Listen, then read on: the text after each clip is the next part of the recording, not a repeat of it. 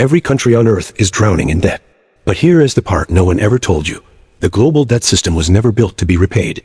Not a mistake, a design. Welcome to Wheelixen, where every story reveals how money, power, and history shape the world we live in. Here, we uncover the patterns behind inflation, crashes, empires, and the lessons they left behind. Every generation believes its economic system is unique. New technology, new governments, new currencies, new forms of money. But beneath the surface, one number quietly grows. No matter who is in power, no matter how advanced the world becomes, no matter how many reforms economists announce, that number is global debt. Every country owes money. Every government survives on borrowing. Every nation spends more than it earns. And every year, the total amount of debt rises higher than the last.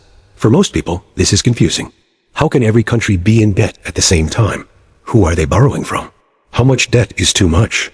And if nations keep borrowing without paying anything back, why hasn't the system collapsed already?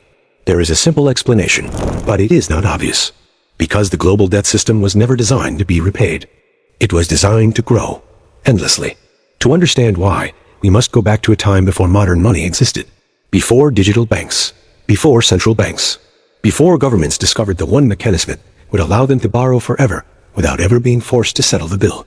This is the story of that mechanism. A system built on trust, engineered through policy, and perfected over centuries. A system that holds entire nations together and traps them at the same time. Chapter 1. The illusion of a country's wealth. Most people imagine a country the same way they imagine a household. If a household earns more than it spends, it is wealthy. If it spends more than it earns, it falls into debt. And if it continues borrowing without paying back, eventually that household collapses. So naturally, many people believe countries work the same way. But nations are not households. They do not function like families. And they do not follow the rules of personal finance. A country can run deficits for decades. It can borrow more money every single year. It can roll over old debt into new debt. It can increase its total borrowing even when its economy is struggling. And it can do all of this without ever being forced into bankruptcy. This is the first shock to people who start studying global debt. Countries do not borrow money the way individuals do. They borrow through a completely different mechanism. One built on bonds. A government bond is a promise. A pledge backed not by an individual, not by a bank, but by the government itself. When someone buys a government bond, they are not giving money to a person. They are giving money to the state, with the expectation that the state will return it, with interest, at a future date. This simple mechanism changes everything. Because a bond is not just a loan, it is a tradable instrument. It can be bought and sold millions of times before it ever reaches maturity. And because it is seen as the safest asset in the economy, everyone wants to hold it. Banks want it. Corporations want it. Investment funds want it. Pension funds want it. Central banks want it. Foreign governments want it. The entire financial world runs on government debt. And that creates a strange and unavoidable reality. The world does not want governments to repay their debt. It wants them to keep issuing more. Because government debt is not just a burden. It is the foundation of the global financial system. This is the first clue that the system was never designed for repayment. It was designed for expansion. But the real story begins much earlier. Chapter 2. When nations first discovered the power of debt centuries ago. Before modern banking existed, nations struggled to finance wars, trade, and expansion. Kingdoms relied on taxes, gold reserves, and occasional loans from wealthy families. But gold could not be printed. Taxes were limited. And private lenders demanded power in return for loans. Then, in the late medieval and early modern periods, something revolutionary emerged, the idea that governments could borrow from the public itself. Cities like Venice, Florence, and Genoa pioneered this idea. They issued bonds to their own citizens, who in return received interest from the government. It was a clever innovation. The government raised money without raising taxes. Citizens earned interest on their savings. And economic activity accelerated. But then an unexpected discovery was made. Governments did not need to pay the debt back fully. They only needed to pay the interest. Borrowing more money actually made the system stronger, because more bonds meant more trade, more liquidity, and more growth. Debt became not a burden but a tool of power. This discovery spread across Europe and eventually became the backbone of every major empire. England used it to fund wars against France. The Dutch used it to dominate global trade. And in the modern era, the United States used it to finance its rise as the world's superpower. Through every era, the same pattern appeared. Nations did not repay debt. They expanded it. They refinanced it. They rolled it over. And as long as trust remained, their system kept functioning. This was the seed of the modern global debt architecture, A system built not on repayment but on perpetual borrowing. Chapter 3. The invention that made endless debt possible. Modern debt, as we know, it was born with the creation of central banks. Before central banks, governments depended on the public and private lenders to buy their bonds. But central banks changed everything. They became the government's lender, the economy's regulator, the banking system's stabilizer, and the ultimate buyer of government debt. When no one else would buy bonds, central banks stepped in. When interest rates needed to be controlled, central banks intervened. When the government wanted to borrow more, the central bank enabled it. But the most important power was something else. Central banks could create money, not by printing notes, not by mining gold, but by entering numbers into a digital ledger.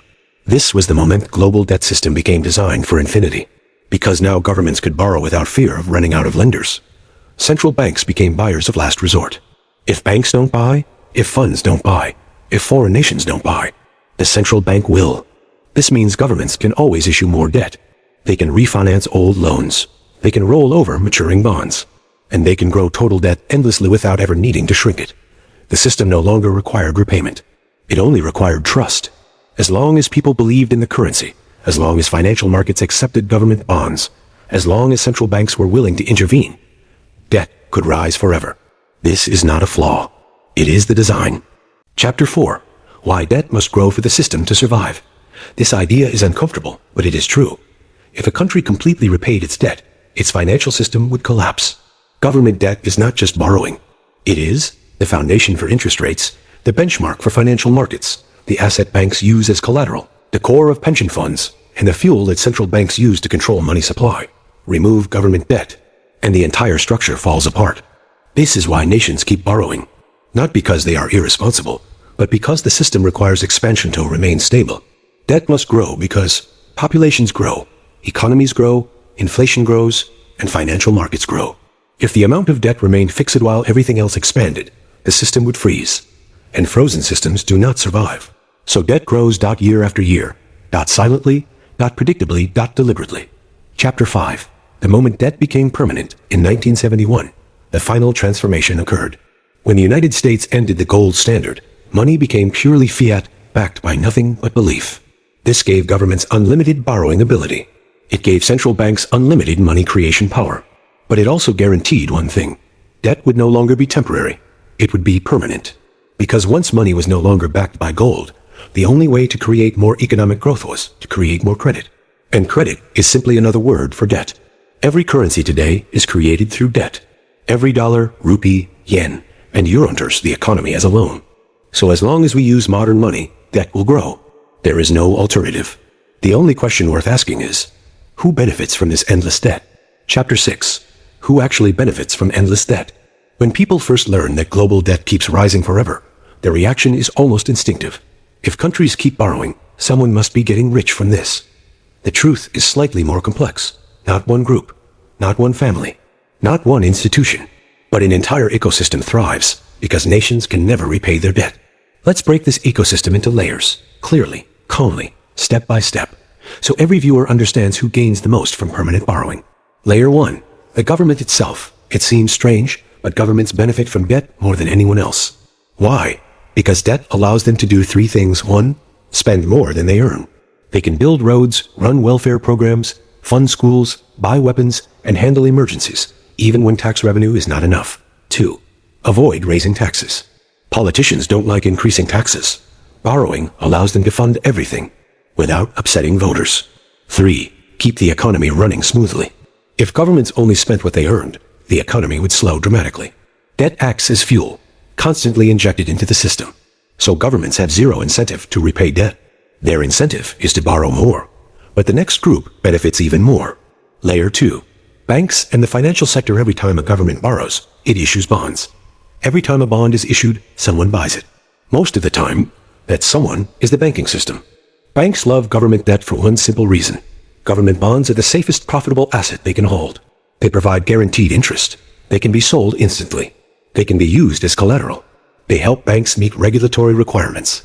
Banks use bonds as the foundation of their business.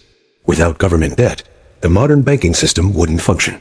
And here is the part that most people never realize. Banks do not want governments to repay their debt. If debt disappeared, banks would lose their safest asset. Interest income would shrink. Their balance sheets would weaken. A world without government debt is a world where banks cannot operate.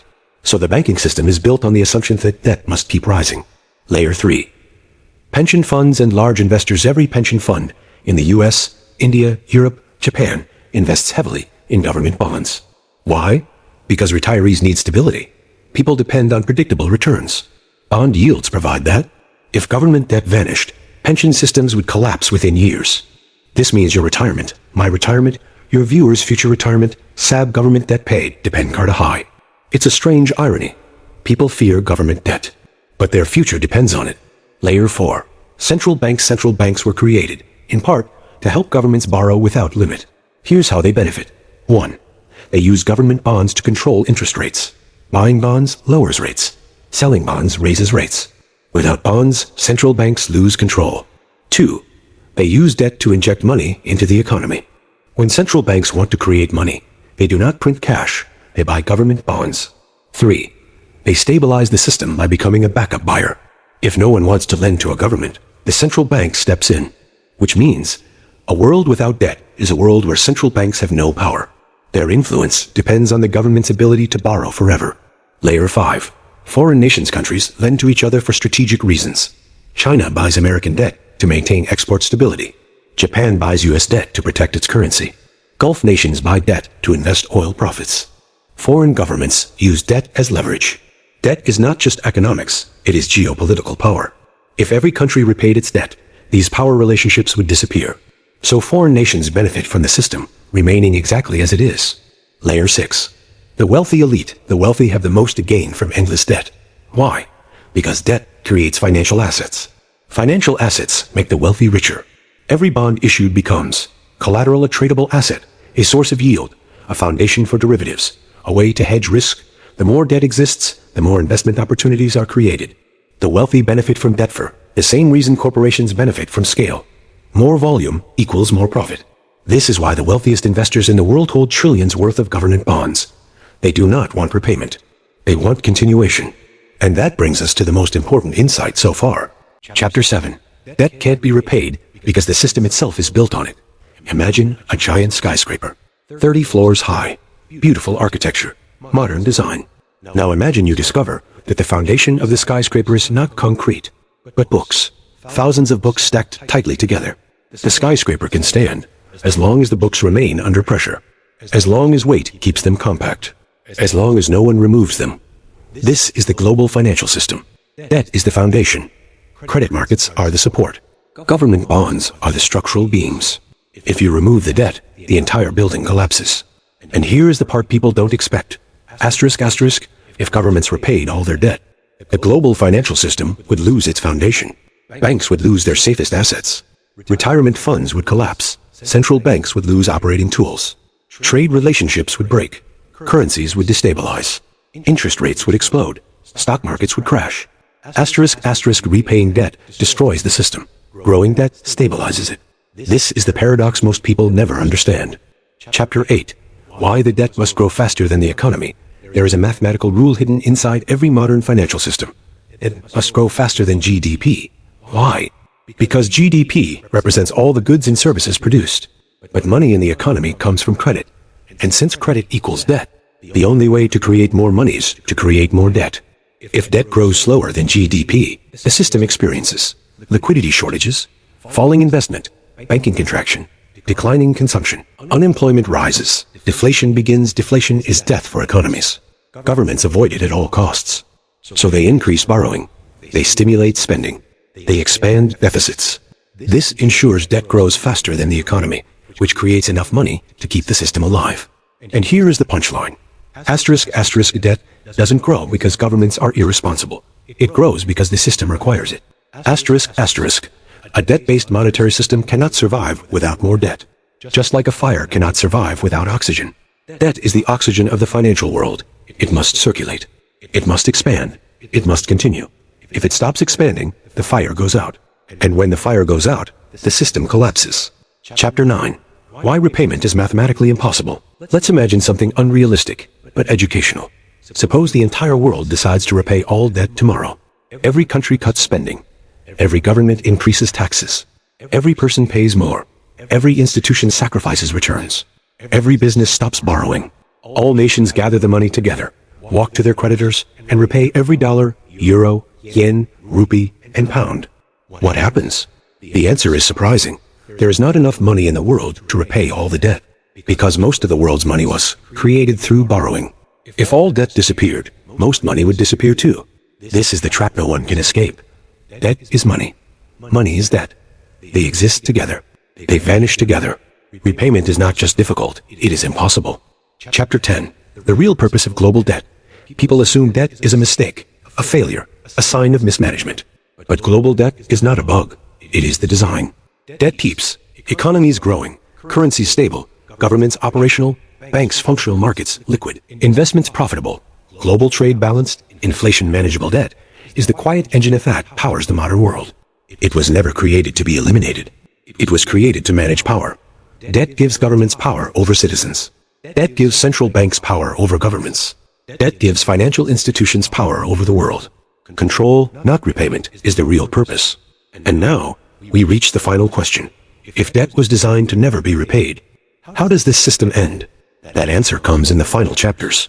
This video helped you see the money system differently. Then you're exactly the kind of person this channel was built for.